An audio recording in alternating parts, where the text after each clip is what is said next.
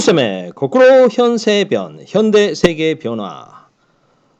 세계사 전문교과라고 할 수 있는 현대 세계의 변화 과목을 올해부터 진로 선택 과목으로 선택이 되어서 학교에서 강의를 하게 되었습니다. 여러분들과 함께 하게 되었는데요. 오늘은 그 첫 번째 시간으로 근대의 시작. 도대체 근대란 건 뭐고 중세와는 어떤 차이점이 있는지 살펴보도록 하겠습니다. 14세기경에 이제 교회의 권위가 흔들리게 됩니다. 왜요? 십자군 전쟁에 실패하면서 아니 교회와 교황의 말씀을 서 갔는데 그러면서 권위가 사람들은 합리성이 되는 거죠.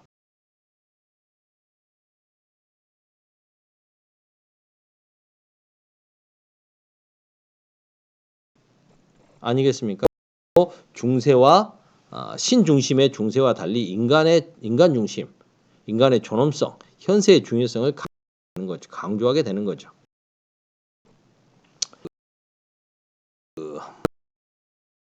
트루크 동로마 하는 사람들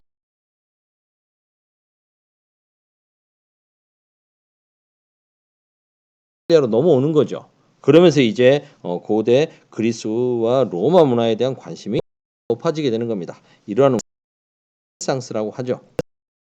르네상스는 이탈리아입니다. 로마에 그리고 십자군 원정 출발했던 많은 배들이 이탈리아에서 출발해 가지 않습니까? 이러면서 이 이탈리아가 지중해 무역의 중심지로 떠면서 동방 그 기준에선 동방이겠죠. 그래서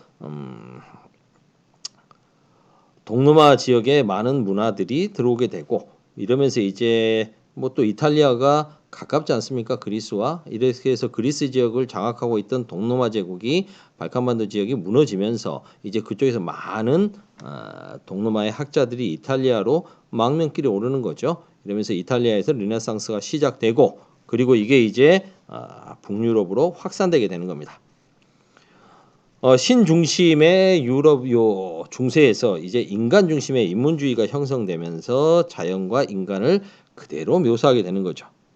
이게 이제 이탈리아에서는 좀 이런 모습이 강했다면 북유럽으로 넘어가면서는 상황이 좀 더 달라집니다. 북유럽의 인문주의자들은 초기 크리스트교에 대한 연구를 하면서 현실 사회와 교회에 대해서 비판하는 개혁적 성향을 보여주죠. 이게 나중에 무엇이 됩니까?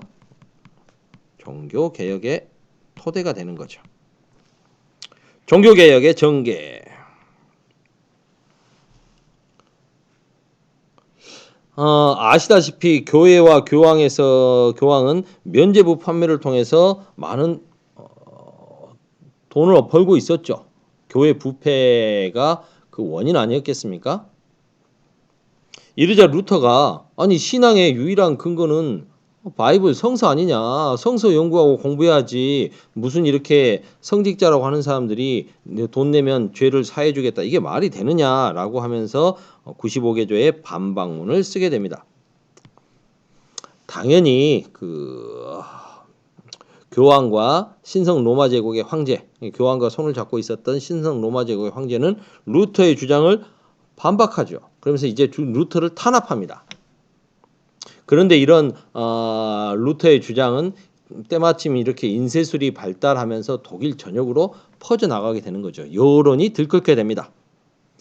이러면서 이제 신성 로마 제국의 황제를 견제하고 있었던 그 제후들이 있었겠죠. 이 제후들이 자신들의 정치적 이유인지는 모르겠으나 뭐 그게 더 컸겠죠. 루터를 지지하게 되는 겁니다. 루터를 보호해 주는 거죠. 결국 아우크스부르크에서 화해를 하게 됩니다. 왜 안 쓰죠? 아우크스부르크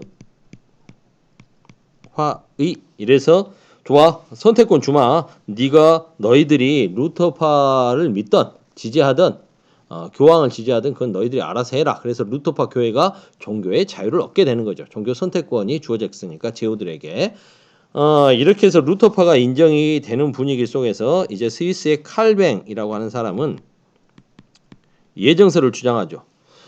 아니 너희들 이렇게 돈 많이 벌고 이러면 나중에 최후의 심판 갔을 때 그 벌을 받고 지옥 갈 수 있다라고 했었는데 아니다. 신께서는 하느님은 모든 사람들에게 자신이 할 수 있는 역할들을 예정해 주셨다.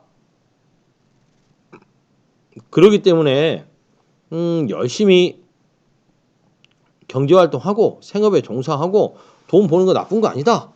이런 거 나쁜 거 아니다라고 이야기를 하게 되는 거죠. 그래서 신흥 상공업자들이 이제 칼뱅파를 믿게 되는 거죠. 영국, 프랑스, 네덜란드 등으로 이들이 확산되어 갑니다. 그러면서 이제 이 사람들이 상인 계층이기 때문에 유럽 자본주의 발달에 기여하게 되는 거죠. 영국에서는 헨리 8세라고 하는 황제에 의해서 종교개혁이 이루어집니다. 이 사람은 결혼을 꽤 여러 번 했는데요. 당시로서는 결혼을 이제 이혼을 하려고 하더라도 교황이 허락을 해줘야 됩니다. 아니 내가 이렇게 부인을 바꾸고 이혼하고 다시 재혼하고 싶은데 왜 교황의 허락을 얻어야 되느냐. 이게 발단이 되는 거죠. 교황이 허락을 안 해주니까 정치적인 이유가 다 연결되어 있었던 거죠. 그렇다면 내가 아예 교단 하나 새로 만들겠다. 이게 바로 영국 국교회의 성립입니다. 그래서 영국 국교회 수장은 영국 왕이 되는 거죠. 이러면서 이제 자기가 자신의 이혼과 재혼을 허락해주면 되는 거 아니겠습니까? 이런 모습으로 이제 종교개혁이 이루어지자 로마 카톨릭도 그대로 있을 수는 없겠죠. 트리엔트 공의회라는 것을 열어서 교황과 카톨릭에 대한 권위를 다시 인정해 주는 거죠. 교리가 옳다. 카톨릭의 교리가 옳고 교황의 권위가 최고다라는 걸 확인시켜 주는 겁니다. 하지만 현실적으로 신교도가 늘어나고 있는데 이건 어떻게 할 거냐는 거죠. 그래서 좋다. 그러면 우리도 빨리 새롭게 좀 포교 활동을 열심히 해서 카톨릭 신자들을 늘리자. 경쟁하자라는 게 되는 거죠. 그렇게 해서 로열라오라고 하는 사람이 예수회라는 걸 만들고 예수를 만들어서 아시아, 라틴 아메리카, 아프리카 등에 대한 포교 활동을 강화합니다. 그리고 종교재판소를 설치해서 신교 확산을 막으려고 애를 쓰죠. 하지만 신구교 간의 갈등은 좀 종교개혁이 확산되면서 더욱더 치열해집니다. 이게 결국 전쟁까지 일으키게 되는 거죠. 종교전쟁. 네덜란드는 에스파냐, 스페인의 지배하에 있었는데요. 카톨릭 국가인 스페인에서 네덜란드의 이런 신교도들을 좀 탄압하자 네덜란드의 신교도들은 아예 독립하겠다고 전쟁을 일으키는 겁니다. 이게 바로 네덜란드 독립전쟁. 프랑스에서는 신교도들을 위그너라고 불렀는데요. 카톨릭 국가인 프랑스에서 이 신교도인 위그너들이 갈등을 빚게 되는 거죠. 그래서 유혈 참사까지 일어납니다. 이게 결국은 낭트 칙령을 통해서 위그너들의 종교의 자유가 인정됩니다. 독일 지역에서는 무려 30년 동안 종교 전쟁이 펼쳐지죠. 결국 베스트 팔렌조야를 맺고 칼뱅파 신교도들의 종교의 자유가 허용됩니다. 신앙로 개척. 동양 상품에 대한 수요가 늘어나죠. 그 전에는 이게 이제 이슬람 상인들이 사실상 뭐 독점하고 있었는데요.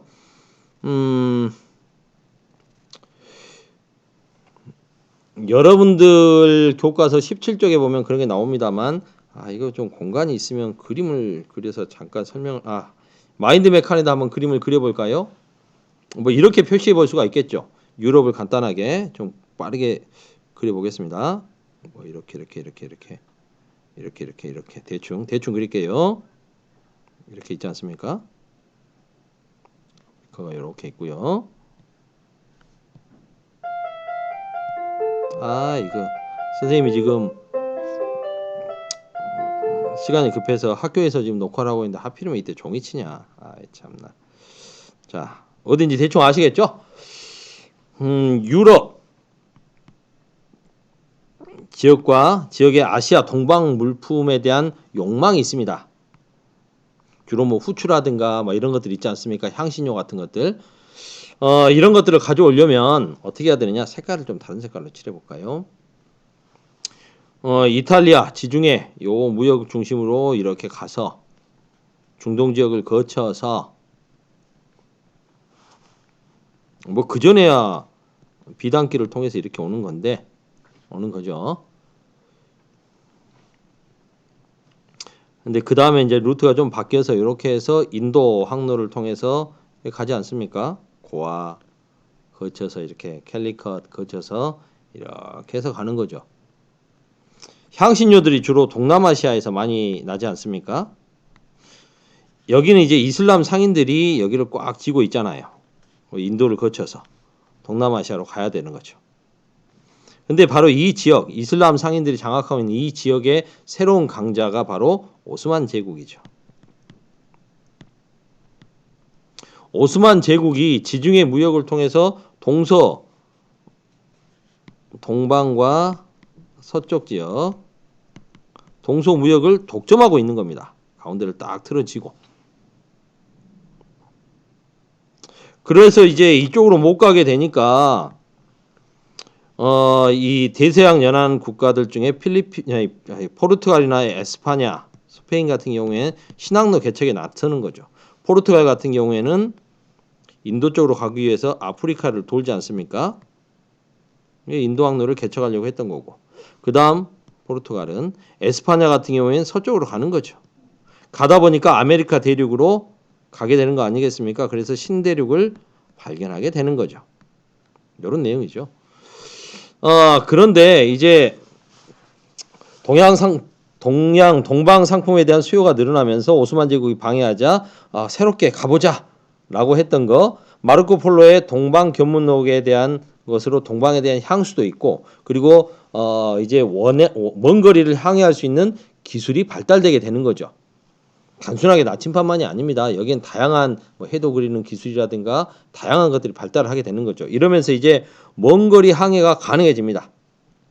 그럴 바에는 우리가 동양에 대한 물품을 직접 교역하자라고 되는 거죠. 이래서 아까 말씀드렸듯이 인도 항로는 포르투갈이 아프리카를 돌면서 인도 항로를 개척하고, 에스파냐는 대서양 항로를 개척하다가 신대륙을 발견하게 되고, 그리고 태평양을 횡단하는 마젤란 같은 사람들도 나오는 겁니다. 이러면서 이제 유럽의 무역 중심지가 지중해에서 대서양으로 옮겨가게 되는 거죠. 신대륙 아메리카에서 막대한 양의 금과 은이 들어오게 됩니다. 이렇게 되니까 가격이 폭등하죠. 물가가 오르니까 이걸 가격이 폭등해서 이걸 가격혁명이라고 부릅니다.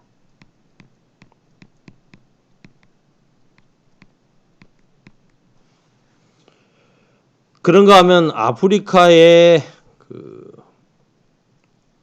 노예들을 유럽으로, 신대륙으로, 그리고 신대륙의 금과 은을 유럽으로, 그리고 유럽에서의 물건들을 신대륙과 아프리카로 이렇게 가져가게 되는 삼각 무역이 형성되는 거죠.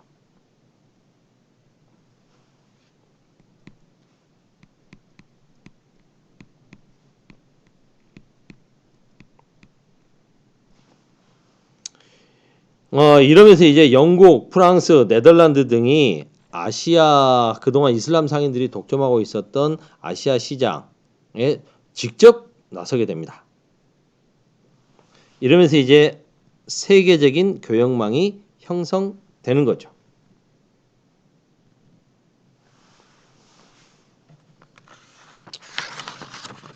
이 과정에서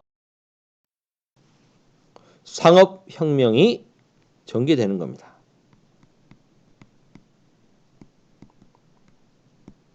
장사를 통해서 이제 무역 거래를 통해서 유럽 상인들이 가져온 은이 아시아 상인들과 경쟁하면서 직물, 향신료, 차, 비단, 도자기 이런 거래들이 엄청나게 일어나게 되고 돈을 벌게 되는 거죠. 그러려면 이제 아시아 무역에서의 핵심적인 거점 이런 부분들을 장악하기 위해서 더욱더 적극적으로 나서게 되는 겁니다.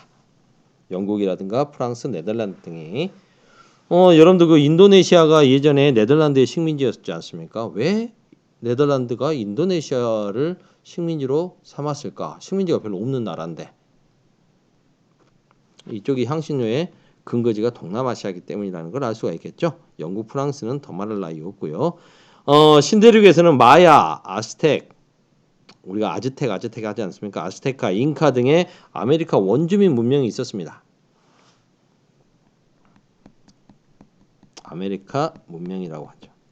이 아메리카 문명들이 파괴됩니다.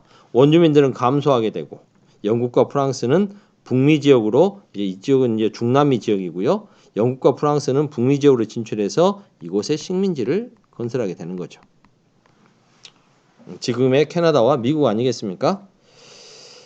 첫 번째 주제는 여기까지 해야 되겠네요. 불쌤의 거꾸로 현세변, 현대세계의 변화 그 첫 번째 시간을 마치도록 하겠습니다. 이걸 안 썼네요. 넘버 1 첫 번째 시간 여기까지 마치도록 할게요. 끝.